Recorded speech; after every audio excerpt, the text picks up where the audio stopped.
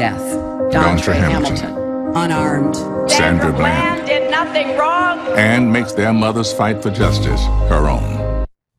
All right, ladies and gentlemen, welcome back. It's time for the Malzberg panel, but before we get to the panel, that's Hillary's attempt in a brand new commercial. It's part of a brand new commercial, longer version, of, again, her continuation of bashing cops. If she becomes the nominee and she wants to run on a platform that cops are criminals and murdering blacks, please bring it on. Trayvon Martin, that went to a jury. Trayvon Martin was found to have been on top of the man who shot him, George Zimmerman, pounding his head into the pavement and punching him. It was ruled self-defense by a jury in Florida. That was televised nationally. So she implies that, ooh, Trayvon Martin did nothing wrong. And then she goes to Don Trey Hamilton. Another case in which no charges were brought against the Milwaukee police officer involved in that after a thorough investigation. No charges whatsoever. And then she goes to Sandra Bland. Said she did nothing wrong. Really? She was arrested, rightfully so, and taken to jail after a traffic stop where she confronted the cop and fought with the cop. That's nothing wrong? And then she hanged herself. How's that the cop's fault?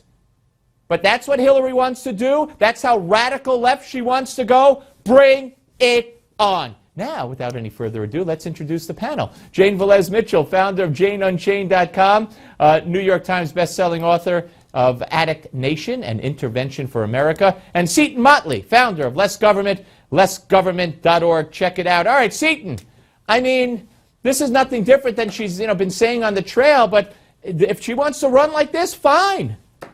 No, I'd like to point out an aesthetic point that she has one of the worst voices going on the planet, and she went and got Morgan Freeman to counteract it, which I thought was very intelligent. Oh, you're just a sexist. Come on. No, come on. He's got a great voice. Let's be honest. The only thing better would have been James Earl Jones. But no, if she wants to run as a radical cop-hating leftist, we're going back to 60s McGovern territory. And if she wants to hand 49 states to the Republicans, she should run on that record. Jane? Look, Trayvon Martin was not shot by a police officer. He was killed by George Zimmerman, who was a neighborhood watchman who proceeded to get into a whole bunch of trouble on his own. Who was found not guilty, Jane. Not guilty, not guilty, not guilty. You asked me a question. She's appealing to a specific group of Americans who are concerned that they're going to be treated differently based on the color of their skin. I believe it's a false choice to say either you're for police or you're for racial discrimination. That is a false choice. I love the cops as much as anybody. I want the police patrolling in my neighborhood protecting me. But I also think that we need to look at institutionalized systems that may target people unfairly based on their color of their skin and their socioeconomic background. Seton, yes, I think they're called colleges with affirmative action. Yeah, I think Jane has it right, though, Seton. It's a targeting a small segment of the population. But she can't target that segment of the population being a champion for those three people who are dead and others and claim to like cops. I mean, my God, and you know who's going to come out of the woodwork? The men in uniform, both military and Secret Service and officers who she's treated like garbage over the many, many decades. Well, I agree. Treated men in uniform like garbage. That's ridiculous. She used to make them fetch her luggage. The people in uniform would write and tell me in the 80s, in the 90s rather, when I was on WABC radio. Why about how Donald Trump has completely lied about his position on the Iraq War, saying initially that he was against it, and now we've got him on BuzzFeed saying he was in favor of it. Nobody cares, but Seton, when you attack cops, people care. Well, I agree with my cohort in one instance. I do want to go after institutions that make decisions based on race and gender. They're called colleges with affirmative action. But beyond that, we have whole books that engender and entail all the horrible ways Hillary Clinton treated military officers, Secret Service, et cetera, et cetera. This is beyond deniability. And let me tell you something. Hillary Clinton and the Clintons in general did not lead us into a horrific war that has caused so much horror and suffering and PTSD for so many military members who risked their lives and gave their lives on a Libya, false Egypt? premise of weapons of mass destruction that did not exist. Jane, you want to talk about Jane. hurting the military? That hurt the military. Neither did Donald Trump. And by the way, Hillary voted to lead us into that war. So I don't know what your argument's going to be. You know what? She didn't lie about it. Now Donald Trump is, I was against the war, and they've got him on tape saying that he thinks it's a good idea. No, you misrepresent. You're actually misrepresenting what he said. All right, guys, we got another segment, thank goodness, because this is great. So we're coming back with Seton Motley and Jane Velez-Mitchell, and we're going to talk about some things that are going on with immigration that are going to drive you crazy, but you're probably not going to hear about it many other places but here on the Steve Malzberg Show.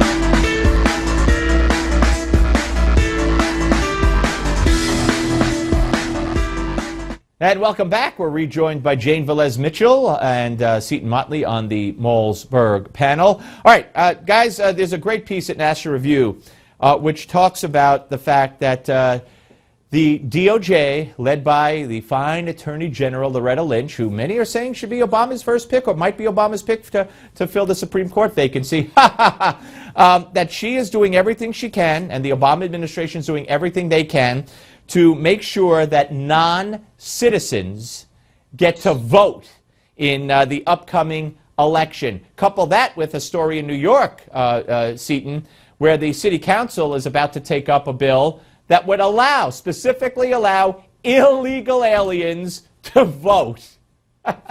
And don't forget California with its day registration or a motor voter registration and illegal alien driver's license is a huge state that has a lot of that. Illegal alien voting.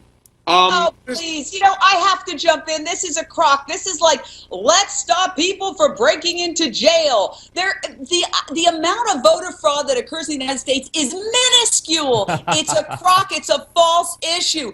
The whole idea is to get people who are citizens to vote. And these barriers you're creating for these hypothetical, mythical, illegal immigrants are actually stopping U.S. citizens from voting. Because senior citizens don't have driver's licenses often. People who don't travel don't have passports. You know When's what? the last time you saw your social security card? I mean, it's very hard to come up with proof of citizenship, so it stops U.S. citizens from being able to vote. Well, then, Seton, I guess first of all, here's my driver's license. My son and I are going to an event tonight. He is in high school. He has a photo ID. I guess these senior citizens can't open bank accounts, can't use medical insurance of any kind because you'd have to present that to the doctor. I guess they can't do anything, Seton. If it was such a non-issue, the Democrats wouldn't fight so vociferously to stop voter ID laws all over the country. And my favorite example, I believe it was Rhode Island, where the black Democrat Speaker of the House was the guy who sponsored the bill for voter ID in Rhode Island. Jane, this is not a racial issue. Jane, most blacks, you're right, Seton, most blacks, Jane, in every poll, go look it up, favor voter ID because it's common sense. Well, your other panelist said it's not a non-issue. I agree it's not a non-issue. The issue is that it's stopping legal U.S. citizens from voting, making it harder for them to vote. When we have low voter turnout already, we should make it easier for people to cast a vote, not more difficult, not create more hurdles. All right, let me ask you this, guys.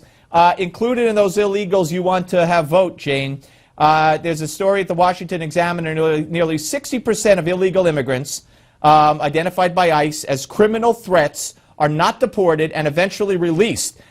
Internal ICE figures show that last year, fiscal 2015, over 150,000 illegal immigrants labeled as criminal threat, mostly in jails, but charged only 64,000. Another 88,000 were not processed for deportation. So you want these as Donald Trump correctly said, rapists, thugs, and murderers. You want them to vote too, Jay? The truth is, the vast majority of immigrants, both legal and illegal, are not criminals. And indeed, the chance of engaging in a criminal act is greater if you are a native-born U.S. citizen than if you are an immigrant. And I have the stats here. 2% of immigrant males 18 to 39 are incarcerated, but 3.3% of native-born males 18 to 39 are behind bars. Thank you, Jane.